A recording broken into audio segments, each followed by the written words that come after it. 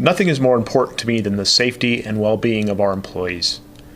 That's why I am encouraging everyone to learn how to recognize and help prevent workplace violence. This is a real issue and a growing concern across the nation, in Idaho, and at INL. Nobody should be threatened or made to feel unsafe at work. All of us have an important role to play in creating a safe environment that allows every INL employee the opportunity to achieve their best. This training can help you to identify the potential for workplace violence before it occurs, and how to take accountability for your own safety should you confront it here or in the community. I hope you will give it your full attention. In order to help prevent workplace violence, you must first be able to recognize it. Given the times we live in, most think of workplace violence in the form of an active shooter, but it's more than that.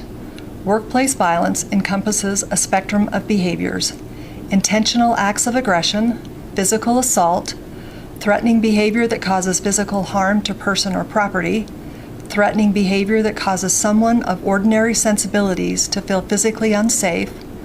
Acts of aggression can be verbal, involve abusive pranks or horseplay, stalking, cyberstalking, and other behaviors that target a person for intimidation, abuse, or injury. Through this training, we want all INL employees to be able to recognize the signs of workplace violence, and we want you to know that help is available. INL's Workplace Active Aggressor Safety Preparedness Team has resources and trained professionals available to help identify and deal with workplace violence. Prevention is our most effective tool. By learning how to identify problems, we can address them before they escalate. At INL, we embrace inclusive diversity, transparency, and a culture in which everyone's contributions are valued. We admit mistakes, learn from them, and correct them. We owe every employee a safe work environment and do not tolerate violence in any form. These are our values. This is what we stand for. Our professionalism demands more than just on-the-job competence. It means also that we treat our coworkers with respect and kindness. It means we watch for signs of workplace violence and allow no one to be victimized. We're all in this together, and we look out for each other.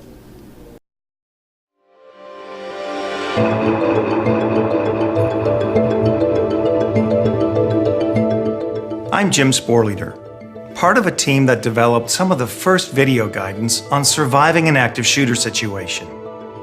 Back then, we spent a lot of time helping people realize and accept that extreme violence could actually happen in their workplace.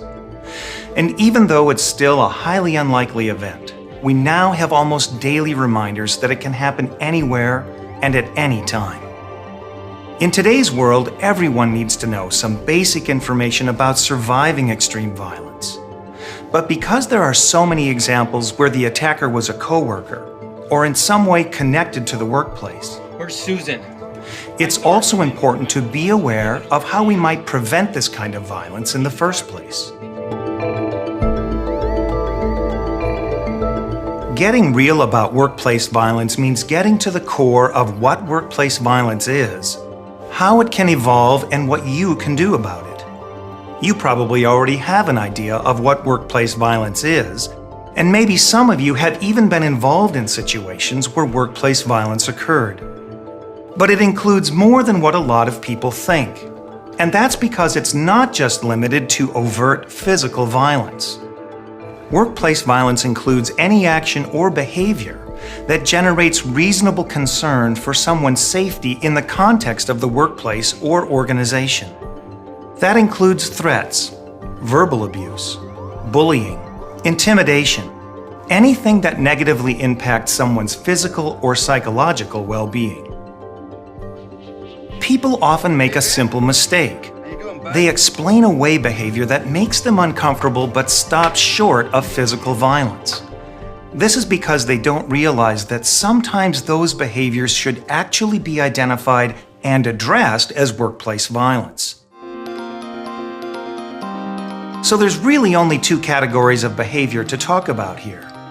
Those behaviors that are in fact considered acts of workplace violence, whether they're physical or not, and those that might have the potential to evolve into workplace violence. In the first category, if you witness or are somehow the victim of psychologically intimidating behavior. Well, I think you better read it again, because that's my report. or physically abusive behavior, you should immediately report that to the appropriate person or office.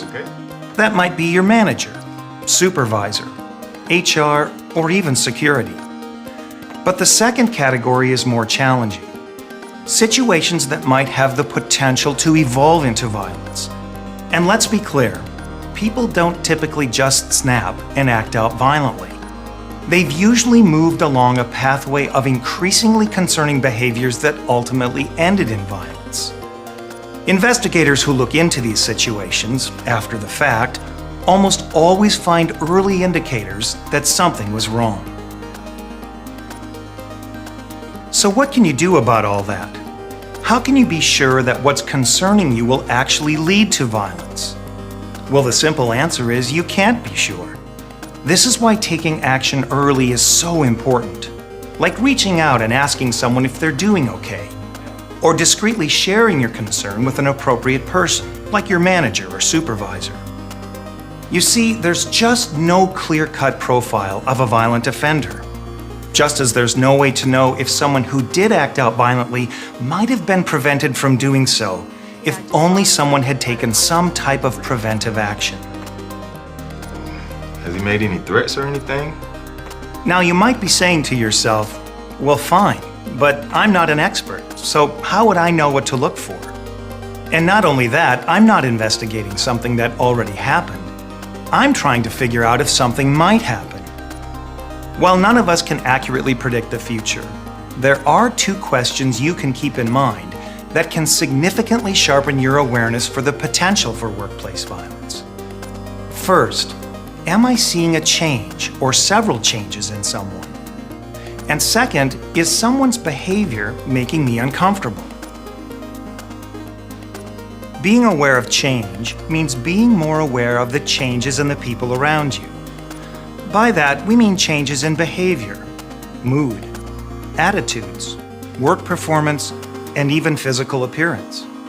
And depending on your workplace, the people around you can include coworkers, clients, customers, anyone you see or interact with on a regular basis. When people start down a path that ultimately leads them to act out violently, a first clue is that something about that person seems to be changing. It could be a significant shift in behavior or attitude, or it might be a series of smaller changes that on their own might not seem that serious. As part of a group of behaviors, though, they might deserve your attention.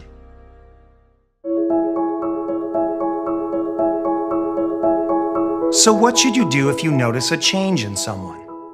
Well, if that change seems alarming, like a sudden fascination with weapons, violent movies, or other violent content, of course, you should call that to the attention of your manager or supervisor right away.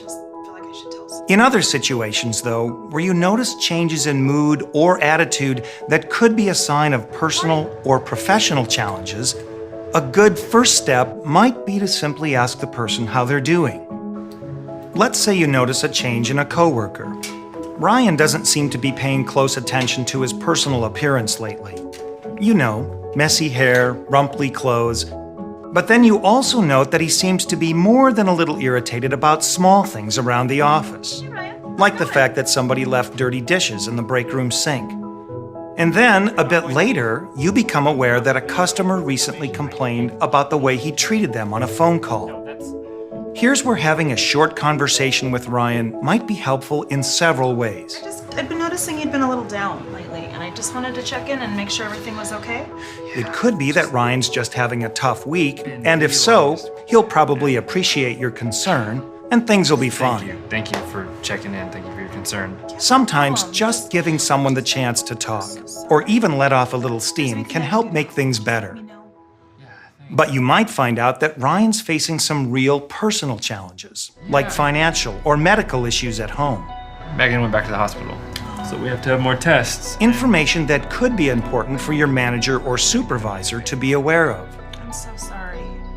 On the other hand, you might get a sense that the situation has the potential to be more serious. I've had enough. I've put up with this for so long, and I can't take it anymore. So you know what? It's payback time. If that's the case, be sure to report that right away.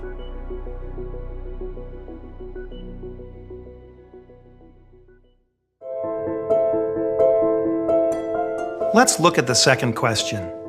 Is someone's behavior making me uncomfortable? You know, those kinds of situations where something just doesn't feel right, and you find yourself saying, "That's odd," or "I didn't like the sound of that."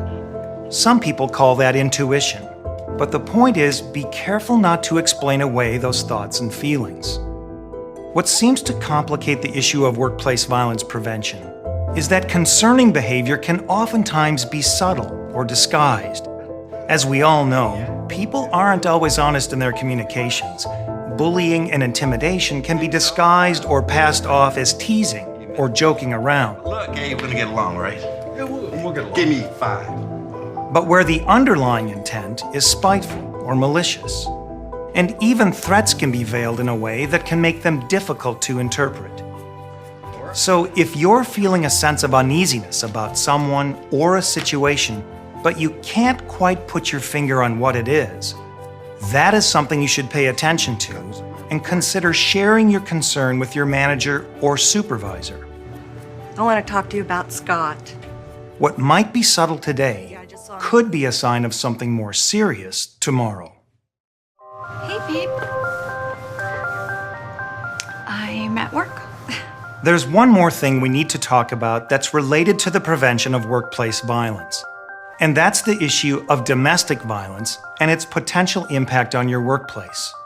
Sometimes called intimate partner violence, domestic violence is a situation where one partner holds negative power and control over the other. And tragically, these kinds of situations can often turn physically violent. But how could something like a problem at home affect your workplace? We've talked about this so many times, you can't. We all know that relationships can be messy at times, and this is especially true with domestic violence, which can result in abusive partners stalking or intruding into the work lives of their victims, and that could mean your workplace. In fact, if someone's tried to leave an abusive relationship, the workplace might be the only place where the abuser knows to find the victim. The signs here can be subtle, like excessive and intrusive phone calls or text messages to the victim at work. You might notice that someone's dressed oddly for the time of year, like wearing a turtleneck or long sleeves in summer, where the victim is trying to cover bruises or other injuries. There are many other indicators, but whatever the circumstances, if you sense or you know someone you work with is struggling with domestic violence, be sure to let your manager or supervisor know, not only for the safety of the victim, but for your workplace as well.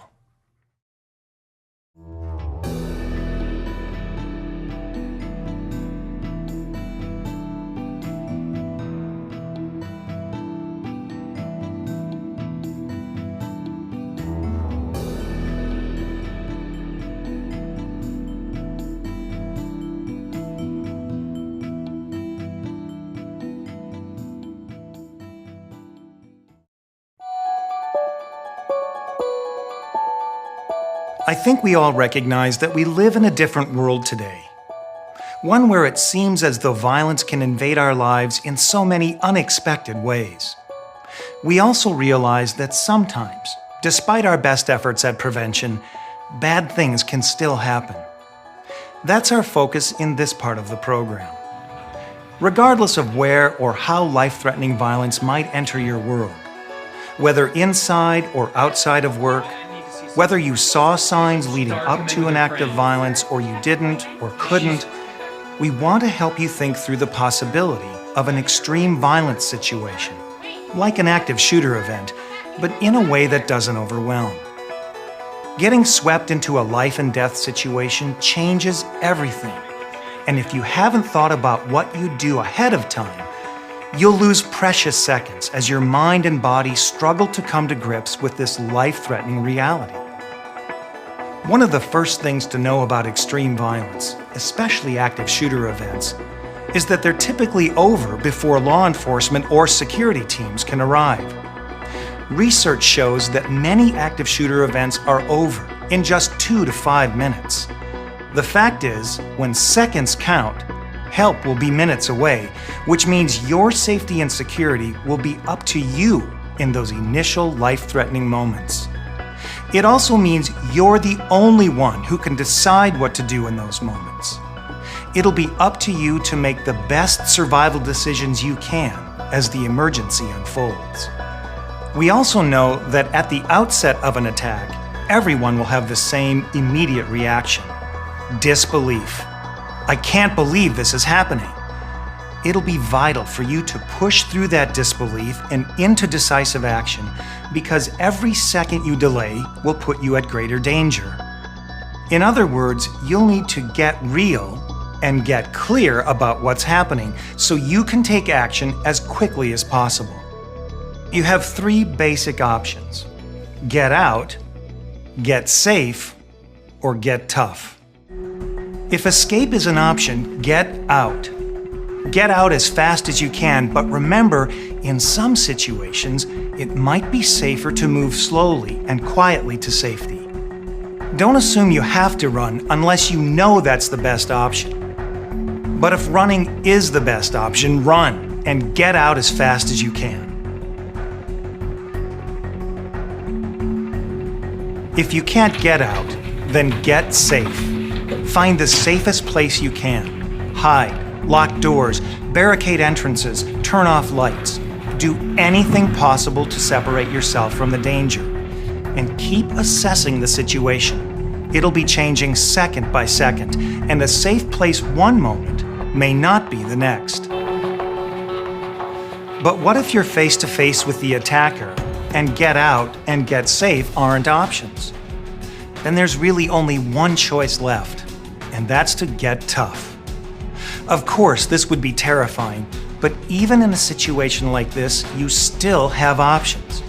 Like the power of a group rushing the attacker, or the way everyday objects might be used as weapons.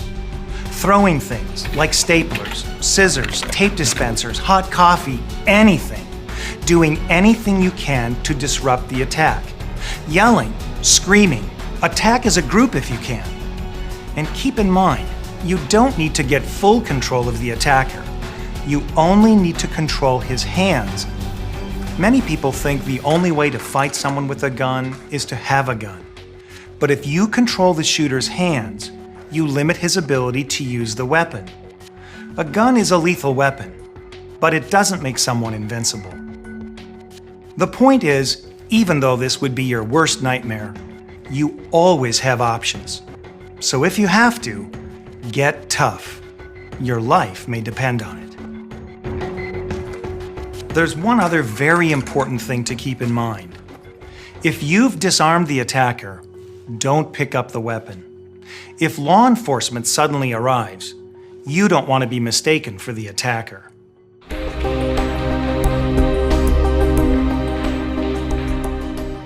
Of course, you should get help as soon as you can do so safely, and in any way you can. Remember, even if help is only minutes away, no one can respond until they know something's wrong. Usually that means calling 911 or some other emergency number for your organization. And be persistent. If you're having trouble getting through, keep trying. Every bit of information that's passed along will help responders. Thankfully, at some point, help will come, but it's still a dangerous situation. It's important to realize that when first responders arrive on scene, they have no way of knowing who is or isn't a threat. So follow their instructions completely. Keep your hands where they can see them, and don't do anything that might seem threatening. Work to be calm, and be ready to tell them anything they need to know, anything that could help them locate and identify the attacker. Their first and primary goal is to find the assailant and stop the violence.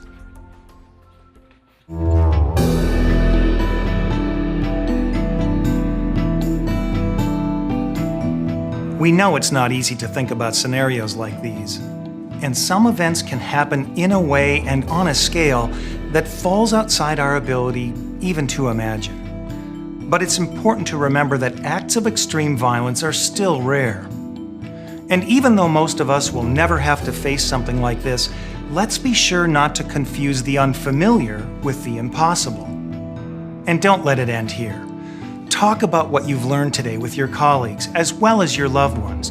The point is to be mindful, not fearful. You might even think about practicing how you'd respond. Your preparation and mental rehearsal can lead to quick and decisive action, and that can make all the difference. Obviously, preventing violence is always the first goal, and that happens by being aware of the early indicators of the potential for violence, combined with your personal commitment to take action when you know you should. And even if you find yourself swept into a violent situation, I hope you see now that you always have options. Life isn't risk-free, but we don't have to leave the risk of violence to chance alone. You are the key in both prevention and survival.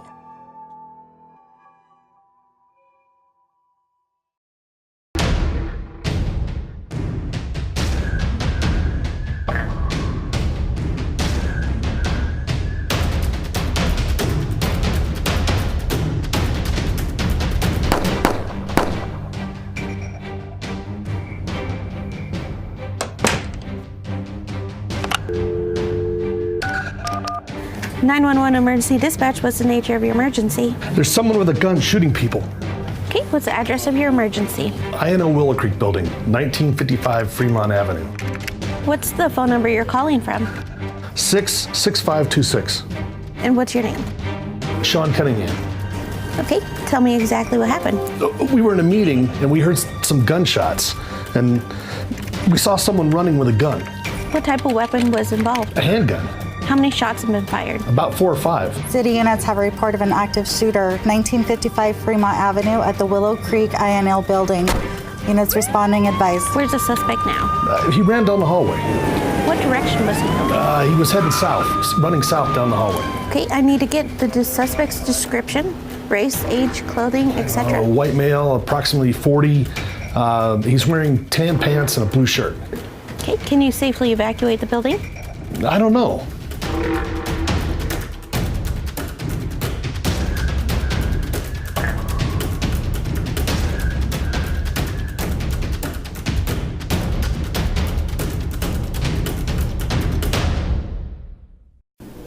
We'd like to take this time to thank you for watching this video and all that you do to make INL such a great place to work. By being aware and informed, we will address issues safely, fairly, and with empathy before they escalate. Working together, we can make our laboratory an even better and safer place as we work to resolve the nation's big energy and security challenges.